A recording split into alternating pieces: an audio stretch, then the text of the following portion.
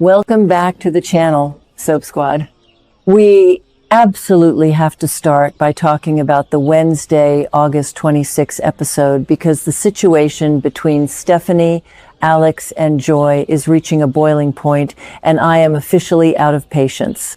Let's be real for a second. Stephanie is completely losing her grip on reality. We all know that Joy Wesley just received a completely devastating medical diagnosis. All signs are pointing to leukemia, which is a terrifying callback to her own origin story as a savior sibling. Joy is literally fighting for her life and terrified for her baby girl, Kelsey. So naturally, Alex does what any decent human being and father would do. He comforts the mother of his child. He gives Joy a hug. But Stephanie walks in, sees this completely innocent, supportive embrace, and her jealousy just explodes. Can you believe it? She takes a moment of pure tragedy and makes it entirely about her own insecurities. I used to feel sorry for Stephanie after the trauma she suffered with Owen Kent, but her toxic behavior this summer, including pulling a loaded gun on an innocent person, has completely drained my sympathy. And you won't believe what happens next. Stephanie looks Alex dead in the eye and drops a massive ultimatum telling him, "We can't go on like this." What is she even saying? Is she demanding a divorce right then and there because her husband hugged a sick woman? It is just so manipulative. You have to remember Alex's history here. The man has deep, profound abandonment issues because his biological mother, Angelica Devereaux, basically threw him away. Finding out he had a daughter was the most grounding thing to ever happen to him. He is fiercely protective of Kelsey, and for Stephanie to force him to choose between his marriage and supporting the mother of his child during a health crisis is just cruel. I think this move is a huge mistake on Stephanie's part because it is going to push Alex right out the door. But here's the kicker. Instead of acting like an adult and talking it out, Stephanie storms off and runs straight to Theo Carver. Now, Theo is in an incredibly vulnerable place right now. He is completely shattered, grieving the second death of his mother, Lexie. The poor guy is just hollowed out by grief, and here comes Stephanie, carrying all her marital frustration and jealousy. The spoilers tease that they start drinking together, and we all know exactly where this is heading. A grieving man and a furious, jealous wife hitting the bottle together, that is a recipe for a massive line-crossing betrayal. A lot of fans think Stephanie is just looking for a shoulder to cry on, but I actually think she wants to blow up her marriage on purpose so she can play the victim. If she sleeps with Theo, it is going to destroy Alex, and honestly, it might destroy Theo too once the guilt sets in. Speaking of bad timing, while Stephanie and Theo are potentially making the biggest mistake of their lives, Shawn Brady is busy planning a deeply romantic special evening for Jada Hunter. I am so here for this pairing. After their passionate 4th of July hookup, Shawn has finally been moving on from all the Belle drama, and Jada deserves a good man after everything she has been through.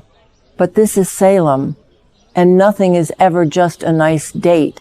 My prediction: Shawn and Jada are going to be out on the town enjoying their romantic evening, and they are going to spot Stephanie and Theo looking way too cozy. Having Shawn, the town's resident good guy, and Jada, a sharp-eyed detective, act as the witnesses to Stephanie's betrayal would be pure soap opera gold. It would create a massive ripple effect across the entire canvas. While all that romantic mess is unfolding, we have to talk about the absolute heartbreak happening over at the Brady Pub. Roman Brady, who is honestly the unsung hero and ultimate rock of Salem, is stepping up to help Abe Carver honor Lexie. The cruelty of Dr. Rolf's resurrection serum is just unfathomable. Bringing Lexie back to her family, letting Abe and Theo believe they had their wife and mother back, only for the serum to fail and kill her all over again. That is crazy. Abe is completely shattered, and Roman is doing what he does best, organizing a beautiful memorial at the pub to take the burden off his friend. It is these deep historical friendships that make days of our lives so special. You can always count on Roman to be the pillar of strength when the Carver family is falling apart. But the massive question hanging over this memorial is whether EJ DiMera is going to show up. Before Lexie died, she made it very clear to Abe and Theo that she did not blame EJ. She forced him to keep her failing condition a secret so she could enjoy her final days in peace. But Abe's grief is raw, and he still harbors so much anger toward the DiMera family. EJ is currently grieving in his own violent, twisted way, literally cross-examining and threatening Dr. Rolf over the serum's failure. If EJ walks into that memorial at the pub, the tension is going to be thick enough to cut with a knife. I honestly think EJ deserves to be there to mourn his sister, but I wouldn't put it past Abe to throw him out in a fit of rage. Meanwhile, EJ has his own massive problems to deal with, because Kat Greene is finally pressing him for answers. Thanks to her recent, highly successful hypnosis sessions with Marlena Evans, Kat has unlocked some major, game-changing memories from her time with EJ at the clinic in Italy. She remembers reading Wuthering Heights to him while he was in a coma, and she is starting to piece together the deep psychological bond they shared. But when she tries to get EJ to confirm these memories, he draws a total blank. His mind was so traumatized and wiped during that time that he genuinely doesn't remember the details, and it leaves him incredibly frustrated. This dynamic between Kat and EJ is absolutely fascinating. Kat came to Salem on a strict ISA mission to take EJ down. She was supposed to be setting a trap, but these recovered memories are completely sabotaging her operation. She is developing genuine, deep, romantic feelings for the vulnerable man she remembers from that Italian clinic, and it is totally compromising her judgment. I think Kat is playing a very dangerous game here. If EJ finds out she is a undercover ISA agent who has been manipulating him, his romantic intrigue is going to turn into pure Stefano-level vengeance. Kat needs to be very careful, or she is going to end up as collateral damage in the DiMera crossfire. Finally, we have to touch on the lingering ghost of Stefano DiMera, because he is still pulling strings from beyond the grave. Belle Black is busy making plans for a trip to Italy to investigate the mystery of the chessboard Stefano left for Marlena. And Marlena is absolutely terrified. And who can blame her?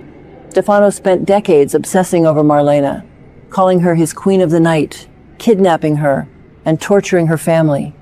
The missing pawn and the hidden key they found in that chessboard are clear signs that Stefano has left one final twisted game for them to play.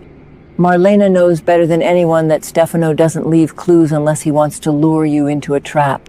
I completely agree with Marlena's concerns.